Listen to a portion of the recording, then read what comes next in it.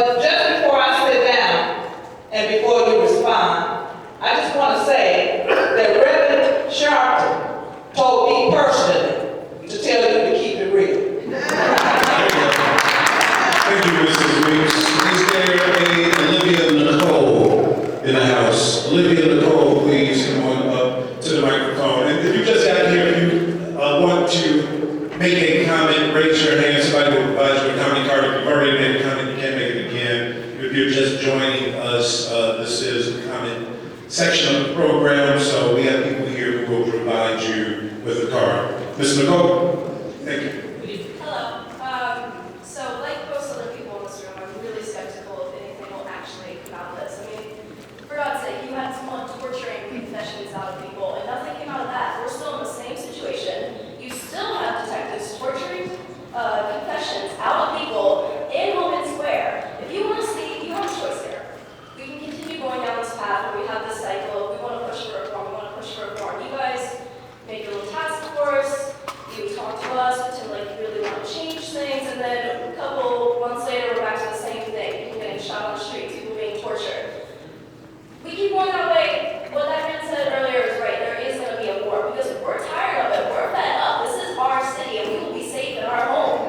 Now, if you want to change things, if you actually want to be an important figure in the city's history and make a difference, I have some recommendations. First off, fire all of the current officers who have multiple complaints against them. Some of your officers have as many as 20 or even 50 complaints open against them that they just occurred through their career. I don't know, maybe we should get rid of them. What we definitely shouldn't do is put them in charge of teaching recruits, which several officers who have were moved from their position within their districts, were moved to the academy, are now teaching recruits. No wonder we're not getting better. You have the same people who were doing illegal actions are now training the new recruits to do the same actions.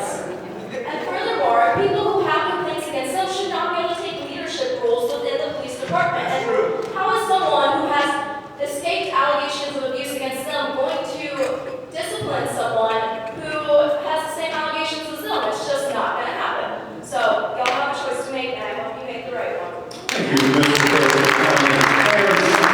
Thank you, Clarence Davidson, please come on up to the podium. Clarence Davidson, please come on up. Yeah, Mr. Dixon, thank you. I just wanted to say this, and that is that I see you all here. You all have to understand. All right, my point is this, is that many of us come here and to witness this and to speak. We come here with a great deal of suspicion, and that suspicion is not based just on the fact that you were appointed by Mayor Rahm Emanuelwill, who has very no credibility.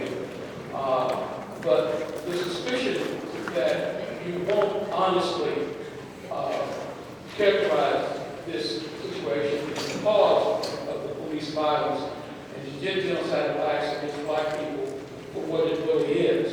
And that is that it's all rooted in the systemic nature of white supremacy. And this white supremacy is not something that is just benign or just continues to exist on its own. It exists because it's a benefit to a group, a certain group of people at the disadvantage of another group. It cannot exist if the system, if white America in particular says we will no longer accept the benefits of white privilege, because those benefits are rooted and founded on the principles of white supremacy. My point is that Eric Holder made a statement very early in his taking the position of Attorney General. He said that America is a nation of cowards when it comes to the discussion of race. What my concern is that as I look at your panel, and I wonder, do you really think that any of us think that you're going to really do this topic justice? And I say that not just citizen, but as a black man who's had this experience. It'd be interesting to know how many black men in this audience, even black women now, because they don't even care if they're female, have had that kind of an encounter. So I would just implore you to keep that in your psyche. And when you talk about the root of the problem, when you talk about police culture, tell us what that police culture, what that definition of police culture means to you. Because what it means to me is white supremacy. It is not a benign label that you can put on this just to say that, well, this is the problem. Thank you, Mr. The problem Davis. is that we are not